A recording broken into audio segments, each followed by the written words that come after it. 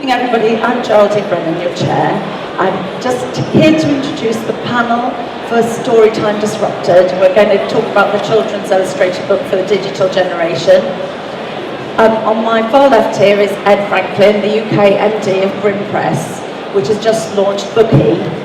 Bookie is the touchscreen tablet for the pre-Kindle generation, designed specifically for illustrated books for 2 to 6-year-olds. In the middle is Nathan Hull, Digital Development Director of Penguin, Britain's biggest children's publisher. And here is Babette Cole. Babette is an eminent children's books illustrator, creator of Princess Smarty Pants and Dr. Dog, among many others. And she's an early digital adopter among author illustrators. Babette created her own iPad for Princess Smarty Pants, and some staggering figures to tell us about it. And she's just, in February, on Valentine's Day, being a romantic, launched her own digital company, Inky Sprat, which produces e-books of her own and other illustrators' books. So we're going to discuss what challenges and opportunities the digital age is bringing for authors and publishers for children's illustrated books specifically. How will the established players adapt to the digital climate? Or are we going to have to create a new kind of publisher alongside the digital illustrated children's book, which could be a new art form in itself? So is the story time being disrupted, or is it going to be a new kind of immersive theatre for children? Does the print book still have the cachet and value that we know it to have now? And what's the appropriate level of hardware and level of interactivity for children to explore this new world? So first of all, if we could just get all the panel to say how they would define the illustrated book in digital terms. When does a book stop being a book and become someone else? Is it still a book or is it something new? Would you like to start, Babette? Okay, well, good morning, ladies and gentlemen. I hope you can put up with our piratical adventures today. Thank you very much, everybody, for inviting me to come and talk on this very celebrated panel. Basically, it's a very interesting time at the moment, as all digital platforms are evolving and jostling for space in the market. However, I do believe that in time, digital children's books will ultimately sell better and have more sticking power as e-books rather than apps. Apps rely on whizzes and pops to entertain children, and this is actually just a distraction from reading and the original book. It has also been proved that computer games and apps are not particularly good for young children's brains, and it overstimulates them. Reading is about making the child use its own imagination. E-books will have to be beautifully produced, though this has already been done by Grimm Press with Teddy Bear here, and what we're doing with Inky Sprat. I think that well-produced e-books should be considered in the same genre as traditional print books, but I do not believe that they should replace them. There's a big enough market out there for all of us. I believe digitally illustrated picture books are part of the same genre, and they simply are just a different medium, like a pencil is a different medium from a camera. Well, you brought up some really interesting points there, which we'll probably get to later. Nathan? Further to that, I would say that digital formats, be they illustrated, animated, interactive ebooks, or apps, or audio iterations, they're just another format. And even in the printed world, we've always had multiple formats, be they the type of paper or card they're printed on, whether they're pop-up books that prompt the imagination in a different way. Digital just offers more variance. And I think it's, as a publisher, from our perspective, it's very much about considering the purpose of what you're trying to achieve with a particular story or a particular character. And sometimes if the technology allows other things, then it may be appropriate to do it. But I think there's definitely, and there will always be room for both. Ed? Well, I'll share something with you which was quite interesting. Grimm Press has been publishing children's illustrated books for over 20 years. And before we started developing our own tablet, we started to animate our books. And we took the illustrated book format and we put it through a kind of animated sequencing process. And we offered these animations to our customers.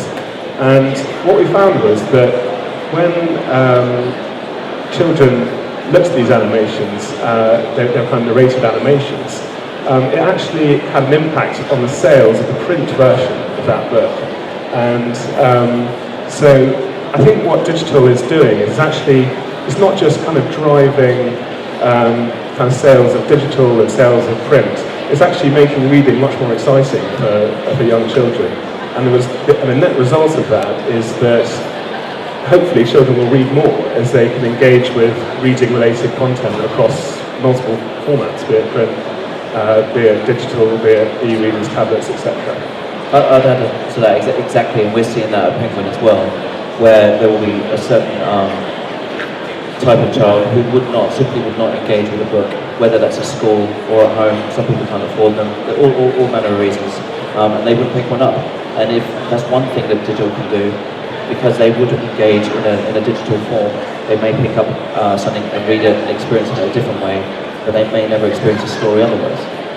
Is there anywhere where the level of animation and interactivity might be inappropriate or distracting? Do you think there's quite a debate about that to be had? Yes, I think there's no clear definition, but it's something you have to pay strong attention to, and I think there's distinct differences between animations and interactivity, and that's a big conundrum we always think about. To Ed's point, I think an animation can add context to a text or illustrative narrative, whereas maybe sometimes the level of interactivity is the thing we need to think about very long and hard. The more things there are to touch and prompt a response from can be more disruptive. But if you think about it in advance, particularly if you have the opportunity to sit down with an author from scratch, maybe with a new story or reconceptualizing an existing story and characters, and think about how an interactivity, if we're going to do it, can actually add something, rather than just being in the story for the sake of it, because technology can allow you to do it. And I think particularly in children's publishing, it would be so easy to just run away with creativity just because you can. And there's a lot of the publisher's skill, I think, and an author's skill is scaling back and deciding which level is appropriate. I think you just made some of these decisions, didn't you? So tell us about it. Well, in 2011, I represented the UK at an international conference in Korea on understanding the world of picture books, incorporating the use of tablets and their effects on the under fives. Considerable research has been done on this subject, culminating in the alarming realization that children under 5 are too distracted by clicks, bangs and animations of most e-books and apps, and therefore do not sequence properly. This is very, very important when, in everything, but especially when teaching children reading, as they would when they are reading from a printed book or an e-book that encourages reading rather than other competing entertainment. And this gave me the idea of presenting some of my own books using iAuthor to be downloaded on an Apple device. These inky scrapbooks are beautifully produced with a video of the author presenting the story word for word, which is a reading teaching device. What we do is you can read it along with the author, and then you can turn it off and have a go on your own. And so, without any other distractions. It's a very simple concept. It's working very well, as our downloads are showing. Picture books please for the under fives, whether it's on a tablet or a physical printed book. They've got to be able to read, and they do need the attention of a shared book with its stillness, its silence, and providing an opportunity for children to sequence, sit still and watch a story unfold without too many distractions and taps and beats. Reading is an investment, whereas games and apps are just a way of whiling away the time. Literacy is vital. This is what we have to talk about here. Literacy is vital because if they can't read, how are they going to read Poison on a Bottle? And if they can't read, all of us are going to be out of business. And recently a teacher told me that this class of 10-year-olds had literacy problems, and they just tended to sit back in class and say, entertain me. They'd obviously not discovered the joy of reading, and where that takes their imagination. Whatever platform is used, and there are many, literacy must be the main target here for early readers. It really must. Literacy is the big goal. I think you'll all agree there. It's where everything begins. Well, if we all think 5 years ahead, is it possible that this generation who will have learn to read on a bookie or similar will actually spend more time reading?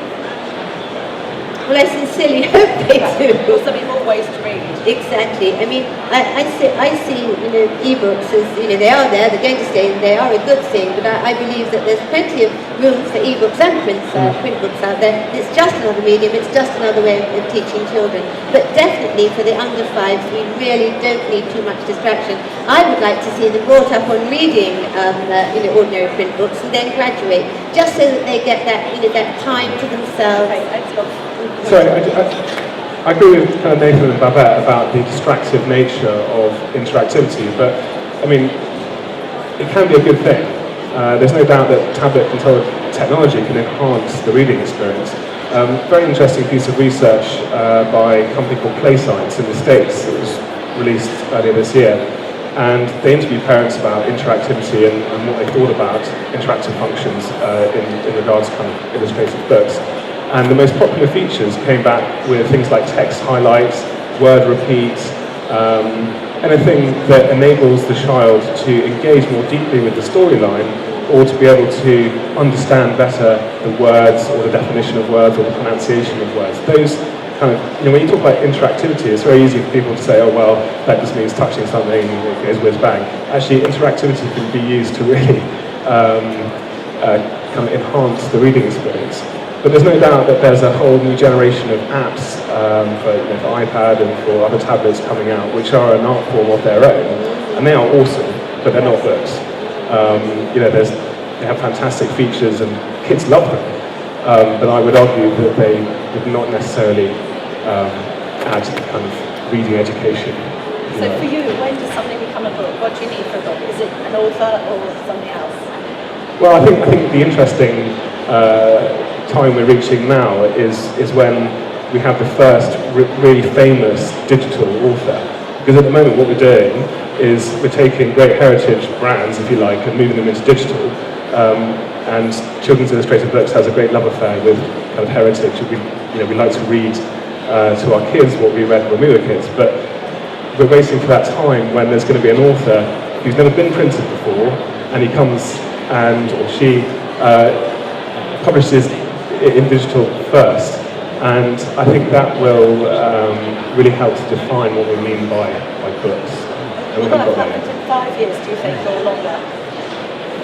Well, in 5 years, I think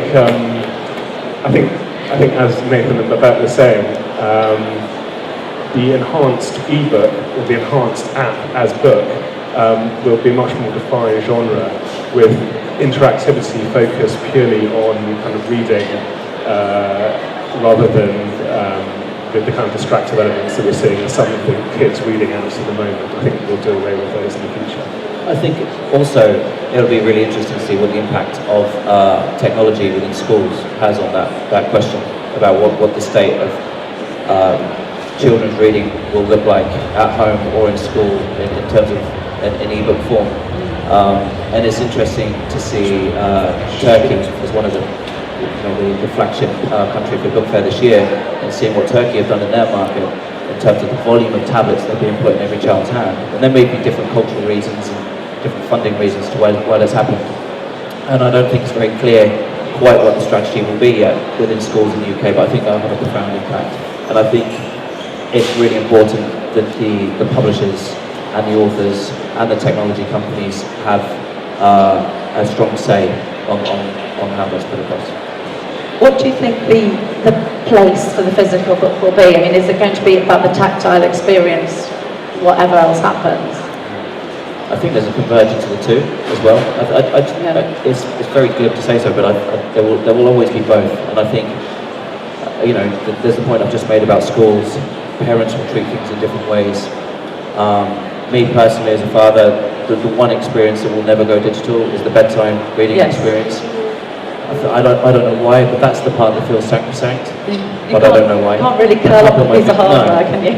But then similarly, it's not just about it's not necessarily just about the format types either. With the convergence idea, technology, whether that be in app form, ebook form, I think can add new experiences as well. And a tablet is part of that.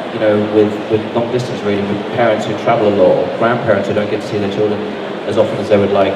You know, technology can bring more to that, all aiding this need for literacy and the need for children to engage in the story and narrative. Oh, you could imagine sharing it on Skype, you mean? All that stuff already Like exists. that, yeah.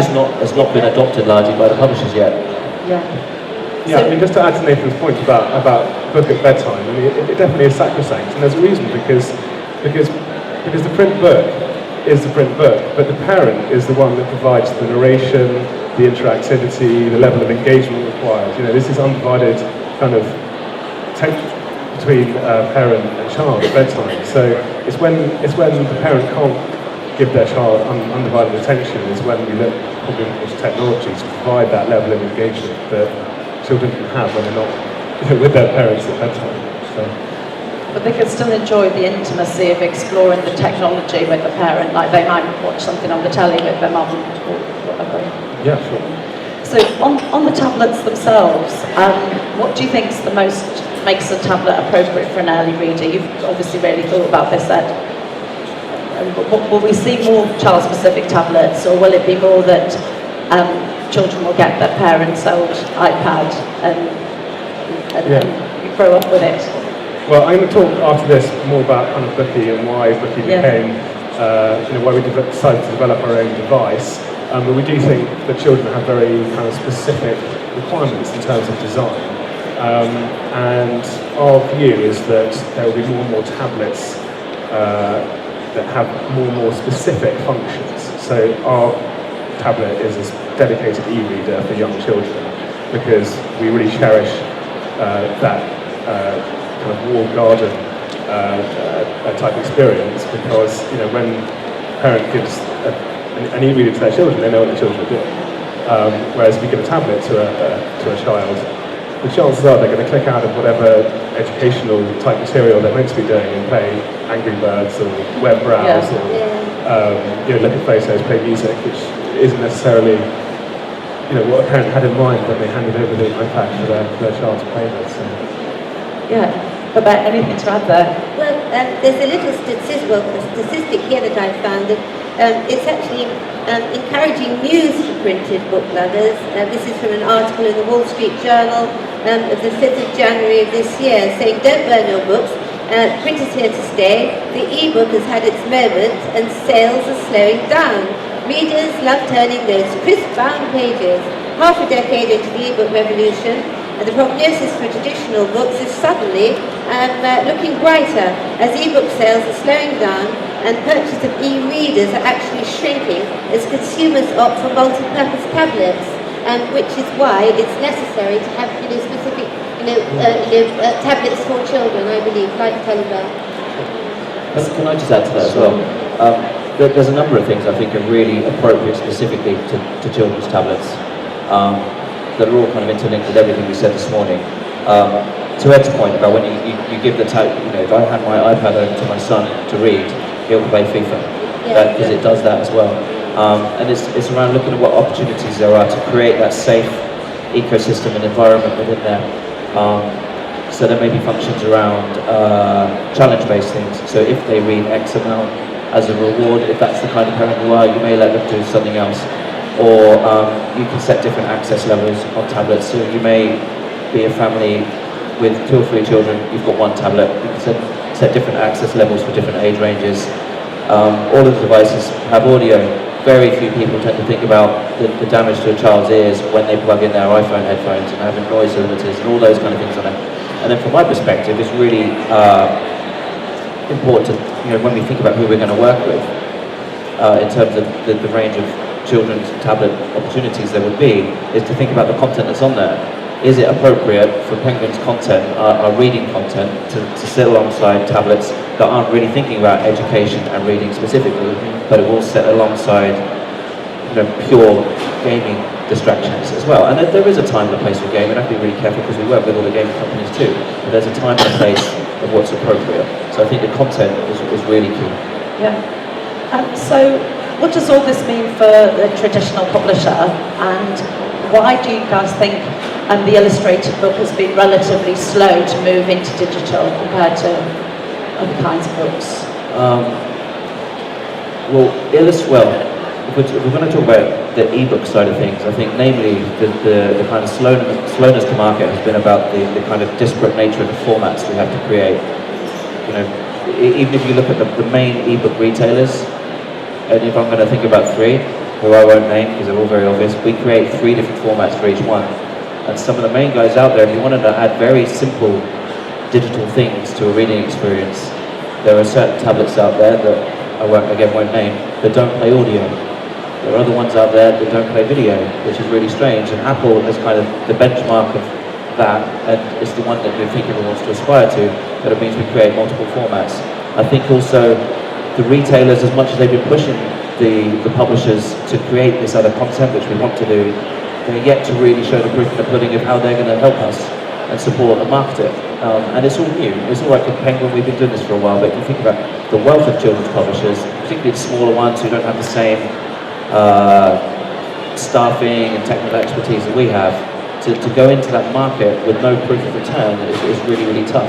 And again, it's that thing about what's appropriate, particularly when you don't know what the returns will feel like. And that's just in the flat kind of ebook market, let alone when you start thinking about how you're going to bring that same type of experience into a tablet world and presenting an ebook experience within an app. Yes. So Babette, you've had some experience of this, haven't you? Yes. I do lots of workshops and I do lots of talks all over the world. And as regards why illustrated books have been slower to move digitally, I can only assume that from what my public continually tell me, and it's really, the reason is very obvious. This is that most people, especially grandparents, the average age in the States and also here is about 45 now, is that they are the main buyers of picture books. Actually, they prefer tangible reality, as a print form book, over virtual reality, because that's exactly what they had their parents read to them when they were little, and they just like to curl up with a child with it. And I think that is an important point, because those are the main buyers, and those are the people that have to be targeted, really, I think. I agree. There's a general hesitance around parents and grandparents around the understanding of the digital space, full stop, and you have to have, your account that you may be signed up to will only work on certain devices. There's interoperability issues. There's all these kind of things. And maybe that's still healthy, and that's what's driving the print sales even more, just because of that level of confusion, because it's just very, very disparate. And over time, I think that will start to level out, but that's the state of things at the moment. Yeah, so I can, Geraldine, can I add to that? I mean, I can talk about our experience before we decided to make our own tablet, which was, we spent lots and lots of money and time in making beautiful Apple apps, and we then published that app on the App Store, and I think we kind of sold it for the equivalent of about $4.99 or something for a great kind of reading app. And the issue we have on the App Store is that it's very difficult for people to find your products. It's very difficult to promote things on the App Store. There's no kind of hierarchy in terms of content. And I think when it comes to tablets, particularly adult tablets, there's an expectation from consumers that they just pay 99p or 69p for an app, no matter how good quality it is. So it's been really difficult for publishers to compete in those types of app stores. And so why kind of spend £50,000 developing a great app when you might only sell a couple of thousand of those, of which 30% has to go to Apple before anything else. So it's obviously I'm saying that we have a solution for that because we're providing a dedicated e-reader for children, but it is difficult for publishers and for the commercial guys within publishing to see a clear return on investment in terms of children's illustrated content. That's kind of quite evident to me as I talk to lots of publishers in the past year or so. Babette, how has it worked for you? Well, we do really quite well with our learning program for Inky Sprat, but our books they cost very little, but there are books out there which are free, right? Which the iMums are all downloading. You've only got to, if you Twitter a lot, you've only got to look and see what they're doing, and they're total crap basically. And because it's free. And that's okay, but if they spent a bit more money, they could actually, just a few more pennies, they could actually educate their children. But I think it's I think basically what publishers have to do is that they really do, if they're going to, what's needed in digital publishing for children is a blend of vision and social conscience. And as I say, children must be literate, and if we're not all out of business, and if we don't modify our relationship with the internet and the new technologies, we will see in the publishing industry hyper-unemployment. So do you think publishers can build this intelligence and adapt? Or is there going to be a new breed of publisher that's grown up with a different market? Well, most of them, most of my big publishers anyway have their own digital section. They've got sort of, really, it really is importantly developing. It is very necessary. It's there, and it's going to develop. I mean, digital publishing is changing by the second, and it's a career on its own to keep up with it. And it's 23% of publishers' revenue in 2012 was from ebooks, but that's increased. In children's revenue has increased to 120 in 2012, so it is increasing. I can only talk from the perspective of Penguin, and I know we're fortunate in our size, but we've gone through a relatively long period of change, but it's meant heavy integration of digital into everything. So it's not just about the technical side of things, it's about the marketing, it's about the sales, it's about the editorial teams, and production and everything else. It's interesting when you come to a literary fair like this where digital still feels slightly siloed, but over time, even over the last few years here in London, it's gradually changing, and I think that's representative of how that will work within a company as well. So even within Penguin, the digital team used to be over there, they were the people who used to go and ask for Nokia chargers, and they did other stuff you didn't understand. But now that's changing. Digital is integrated into every single way in which we approach anything. And that may be sitting down with an author from scratch and conceptualizing something completely differently. And it may be a story that simply wouldn't lend itself to paper only. It may be starting digital first. I never say digital only because I don't think that will ever happen. I mean, it will, but they won't, not successfully. I think digital first is certainly an option. It's something we work on. And I think it really breeds a different type of author as well, because you get people, a lot of the authors we now work with may essentially be developers from Shoreditch who, there's an app that we discovered that was just a game called Whale Trail. A couple of crazy guys in the Tea Building. And but to us, they're a new type of author. They developed something that we could never have conceptualized, really. And we took it and we thought, there's a humpback whale flying around chasing rainbows and catching stars. Why is that? We couldn't do. There are other games that can do, but what wasn't there was no story. And that is the part that a publisher and the kind of traditional skill set we have can still bring to it. And that may be then bringing in an author to then, it may not be the illustrator as well, but bringing an author to help create their story out behind things. So it's a fast-paced period of change. Well, technology, as we know, changes so fast, and some of the digital illustration out there is so head-high now, and it is so sophisticated that, as in the work of Maurice van der Bisch, he's really, really big. He does only digital illustration, and he's an author as well. But it can only evolve, like any other art, on the foundation of what has preceded it, in the way that surrealism, in fine art, drew from realism. It will only, develop as it goes along, like any art, and it is an art. It's an art form in its own way. Do you think there will be more authors who do what Quebec does and build their own team to help them compete and get their books out there? Yes, I mean, it already exists. Yeah. And yes, there will be more. But I think there's still always going to be a place for I'll say the word traditional publisher, but that, as we just said, it is changing. Because I think there will still always be the elements we need to bring to the table. Because if we're adapting correctly and at the right pace. So, 2 years ago, we may not have spoken to the likes of Grim Press around a tablet and a technology opportunity, because the ways in which we would get our stories to market would be by speaking to various printing houses, selling the rights around the world in a very traditional fashion and all those kind of things. And that still has a very relevant place. But the kind of modern and more digital equivalent of that is working with the likes of these guys who are going to get a different experience into a different set of hands, where maybe a different set of retailers as well, to for a different purpose. So that's a changing face as well. But yes, it does exist and it will exist more. But I think that the two worlds are not separate. If we get it right, they're conjoined, because there's hundreds and hundreds of years of expertise in storytelling. It's just there's a different set of people coming to the party now with a different set of skills, and we need to embrace those. A publisher has always been about finding new talent. That may be an author, that may be an illustrator, that may be the talent in the people creating the right type of paper and the printing houses and the print quick enough. You know, that's all talent. But now there's a multitude of other things. There's technology companies, it's developers. You know, the types of staff we now employ are completely different. They're not changed. They're just as well as the existing type of staff. So it's just adapting. That's all it's about. Yeah, I mean, I'd echo that, because we're a medium-sized publishing company in the Far East, and what we did a couple of years ago was to say, right, we need to really embrace the digital revolution.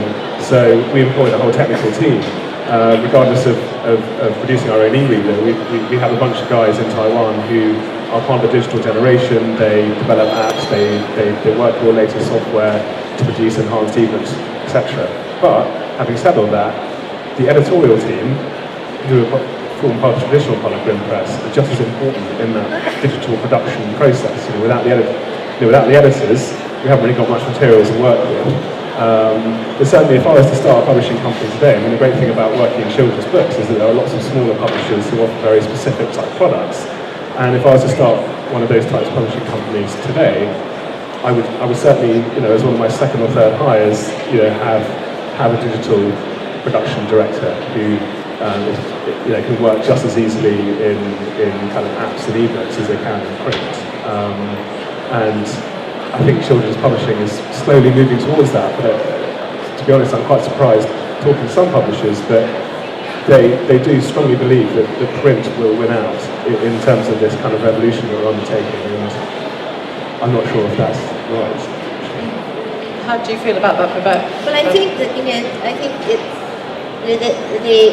the two mediums will run alongside and they will complement each other. It's the only way forward, it really is. But publishers do have to have they really do have to have a conscience about this. They can't willy-nilly just sort of like rush in there and produce too much stuff and flood the market, which is what happened with children's picture books in the sort of late 1980s and early 1990s. There were a few of us that were kind of rock stars of picture books. And then everybody thought, let's jump on the bandwagon and we'll produce a whole lot. And they're a lot cheaper with less less discerning editorialship, if you like. And it flooded the market, and that was the downside of it. And it's too much of a not very good thing. And so the same may happen, and we have such a wider sort of global conception of digital publishing. It could ruin it. So we really, really have to get a lot of quality out there, and perhaps not quite so much quantity. But publishers really, really do have to they have to be there. They have to be there for their author. One of the questions that we were going to ask was that does a digital author, can they just go out there and do this on their own? Well, I'm afraid no, they can't, because they really do need a good editor.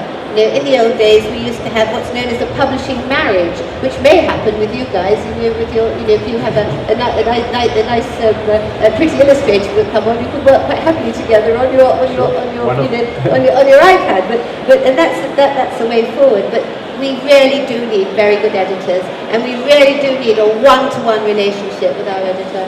The problem with publishing today is that too much is left up to the author. We have to promote our own books, and we have to sit there sort of tweeting and managing our fan club and managing our websites. All this used to be done for us in the old days, and gave us the time to be creative. But you have an editor, don't you, in your new company, just one of your three called people as an editor? What we're doing, yes, one of them is, but what we basically do is we're just doing my out-of-print books and giving them a new life, and anybody else who wants to join in. So we are looking for other authors and illustrators to come and join us, and it just gives those books another life. But there are three of us involved in the company, and we share production altogether.